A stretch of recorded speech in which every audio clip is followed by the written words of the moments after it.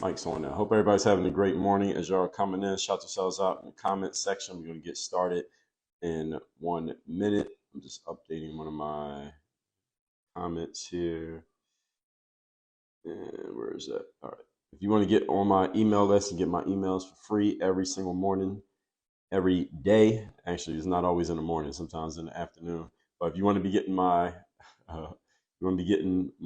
emails consistently, then all you got to do is join my email list. It's called the Daily Game. I send that out every day, sometimes more than once per day.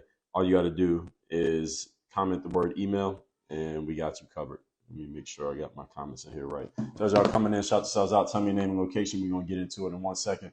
Just checking in from Brooklyn. What's going on? Good afternoon. Good morning to you, rather. It's morning. Hope everybody's had a great week so far. Today is Friday, right?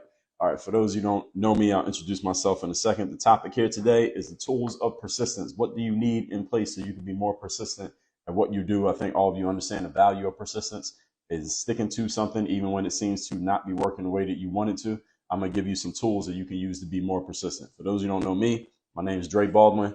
Many know me as Dre All Day, former 9-year pro athlete, author of 35 books. I've done 4 TED Talks, created this whole brand called Work on Your Game.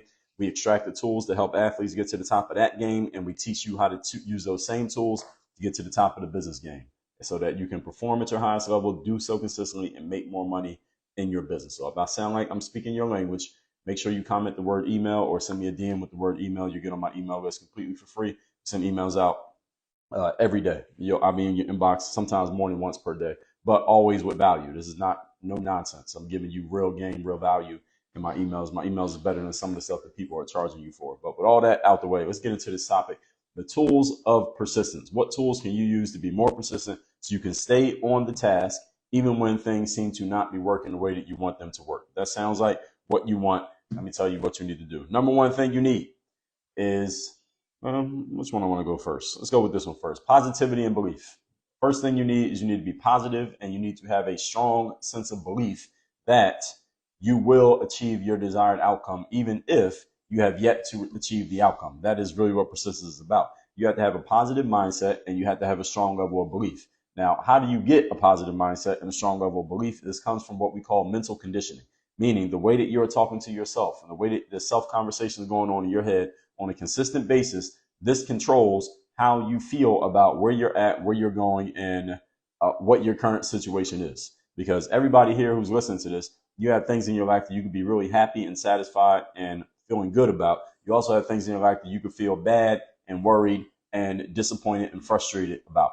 All right. So what's the difference between one person and the next? It's which one do you choose to focus on? Which one are you dwelling on? Which one are you telling your mind, give me more examples of? Which one are you asking your mind to give you more reinforcing information about? The stuff that you feel frustrated, sad, disappointed about, or the stuff you feel good, positive, and anticipatory about? Which one are you focused on? And understand that focus is a choice. Focus is a force multiplier, meaning the more and the longer you focus on anything, the stronger the effect of that focus.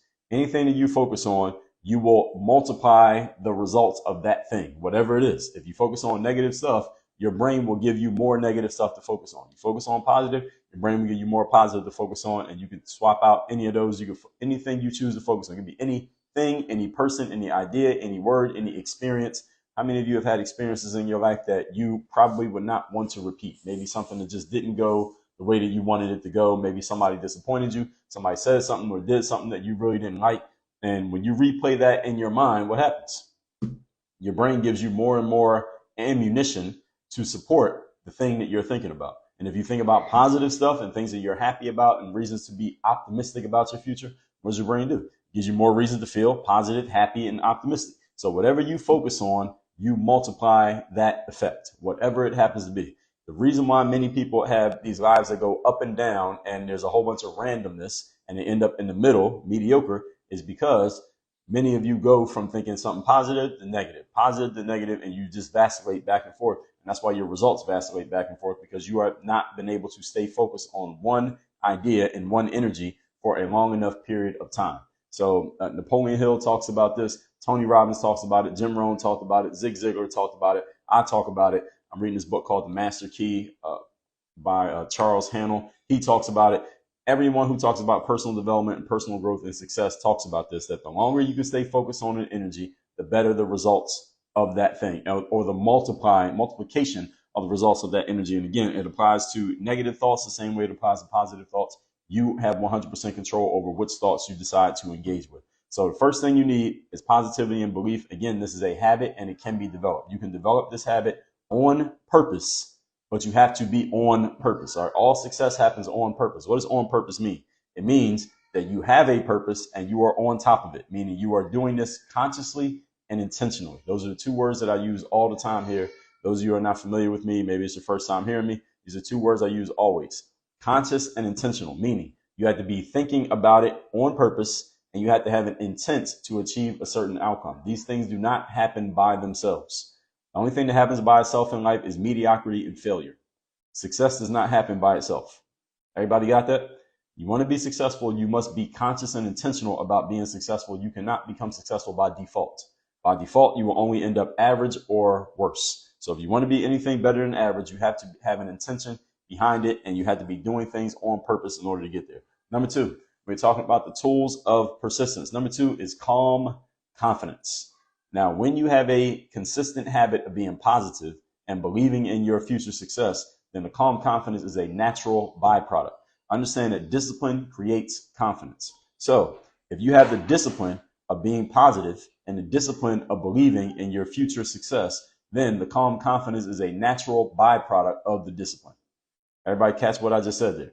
Discipline creates confidence. So when you have a discipline of doing a certain thing consistently, it creates the confidence that you will do or be or have that thing, whatever it happens to be. You just have to put the structure in place, because structure creates discipline. Discipline creates confidence. Confidence creates performance. Performance creates results. And results create rewards. That's the order of operations of how things work here. Again, those of you who are new around here, you haven't heard me say that before. That's how it works. That's the order of operations. That's what we coach people on. That's what we train people on. That's what we teach here at my company, which is called Work on Your Game. So calm confidence means knowing that the outcome that you are looking for is going to happen without stressing yourself out about that outcome happening. It's calm confidence is just, I know this is going to happen even when it hasn't happened yet. So some people call this faith.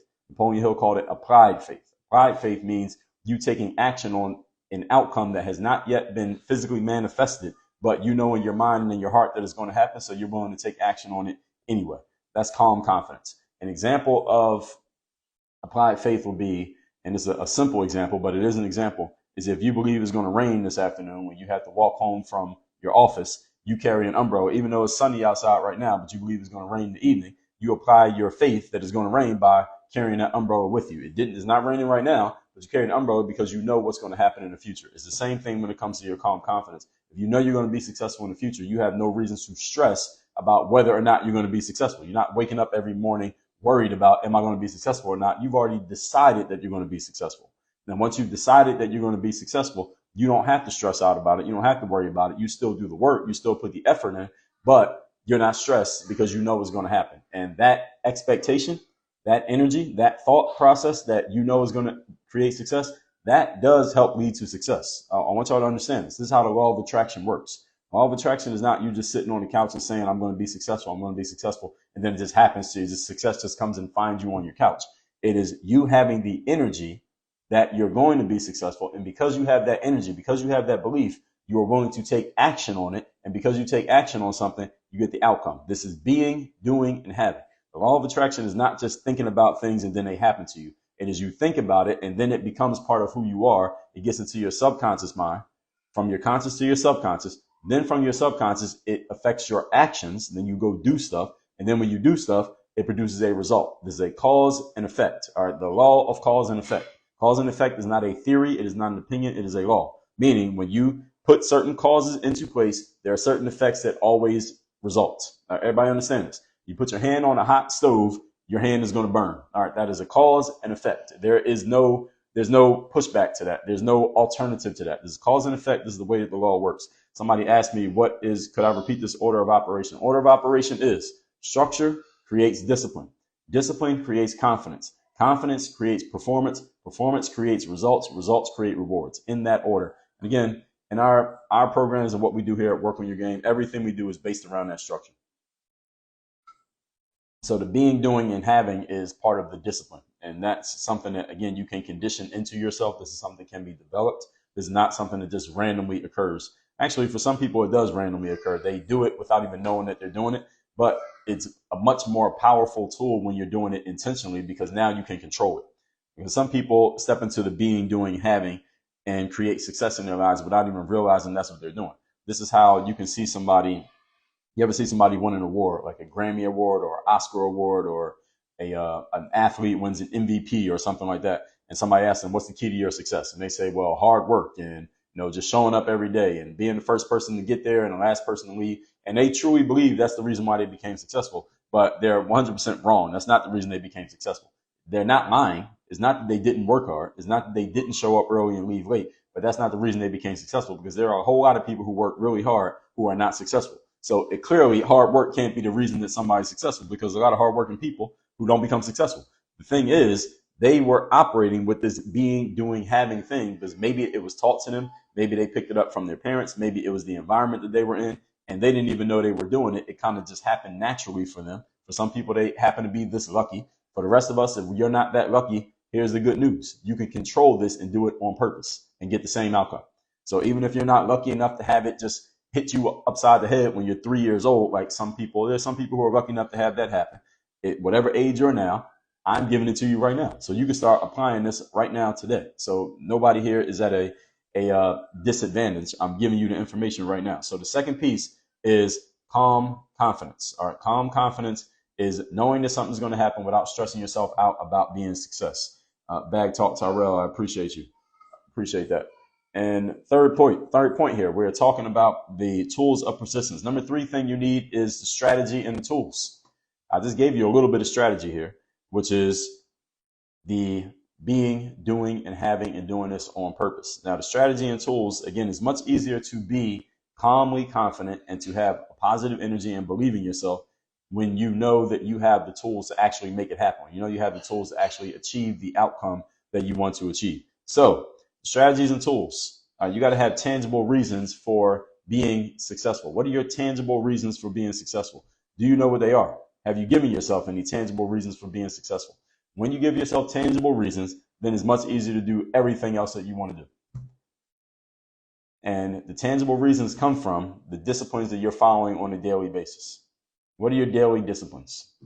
What are you doing every single day when it comes to conditioning your mind, when it comes to building up your belief, when it comes to giving yourself that calm confidence, when it comes to achieving the outcomes that you want to achieve? Are you doing the work? Are you doing the work on a daily basis? When you know you're doing the work, then you have a reason to believe in yourself. It's much easier to believe, and you're not force feeding yourself belief when you're actually doing the work. Now, if you're not doing the work, then it's much harder to believe. So the strategies and the tools, they do matter. The belief matters, but the strategies and tools matter as well. So you need all 3 of these. So let me recap these 3 things. Anybody got a question or a comment, go ahead and put it in the comment section. I'll address them in a second. So we're talking about the tools of persistence. 3 things. Number 1, positivity and belief. You have to cultivate this habit of a positive mindset and belief in your future success. And again, this is something that you can do on purpose. This takes practice, but it is a discipline that can be applied. You put a structure in place that allows you to do this. That's basically a way of training your mind for success. And there are courses, programs, coaching all about how to do this. We do this here in our program, which is called Work on Your Game University. The structure comes first. Structure leads to discipline. Discipline leads to confidence. Confidence to performance. Performance to results. Results to rewards. So that's the order of operations that you follow. The next thing is calm confidence. That means knowing that your success will happen without stressing yourself out about the success. Meaning you don't wake up in the middle of the night every day worrying if you're going to be successful, because you've already decided you're going to be successful. Once you make a decision that something's going to happen, there's no worrying about if it's going to happen. It's just a matter of when and how it's going to happen. And there's a huge difference between the two. And number 3, strategies and tools. Easier to do number 1 and number 2 when you have strategy and tools that you know will help you get the outcome. Like if I said I'm going to build a house, I can believe all I want, but if I have a crane and I got some hammer and nails and some brick and mortar, and I have land and I got all the wood and the nails and the hammer and I got a construction crew, it's much easier to believe that I'm going to build the house if I got all of that than if I didn't have any of it and I'm just going to try to build a house out of nothing. I can believe with that too, but it's much easier when I actually have the tools and pieces in place. So with all that said, folks, Work on Your Game University. That's a place where we do all our coaching. You want to work with me directly, just send me a DM or leave a comment with the word game, GAME. If you're on TikTok, you got to send me a DM. But Facebook, Instagram, you can just leave a comment with the word game, GAME, and we'll start a conversation in the DM with you about how we can help you and Work on Your Game University. If you comment the word email, you get on my email list completely for free. We send out emails every single day, and I'm giving you real game. So if you like what I'm doing in these videos, imagine what I do when I get to sit down and write and think out everything I'm going to talk about. That is all happening in, again, Work on Your Game University. Mike over on TikTok said, how do you overcome the fear of failure? I just did a 10-part series on my masterclass, also known as a podcast, about overcoming the fear of failure. I'm going to put a post out on TikTok. It'll be on all the platforms. It'll be out later on this morning. My assistant is going to get it posted later on this afternoon. She told me that her internet was out, so she can't post it just yet. But it will be posted later on today about how to get over the fear of failure. But what I want you to do, Mike the 120, look up my show. It's called Work on Your Game. Look it up on Spotify or Apple Podcasts or wherever you listen to podcasts. Or if you don't listen to podcasts, start listening to them. Listen to mine. It's called Work on Your Game. My name is Dre Baldwin. Just look that show up. It comes out every single day for free. Look that up, and you'll see my 10-part series on the fear of failure and also the fear of success. I talk about that as well, because often people fear success more than they fear failure. So with all that said, folks, appreciate everybody's time and attention. It's just after 9 o'clock Eastern time Friday. Get to work. All right, y'all got 8 hours to get to work, most of you. All right, get your work done, get things done today. Don't get to the end of the day wondering what happened to the day. Work on your game. We are out of here.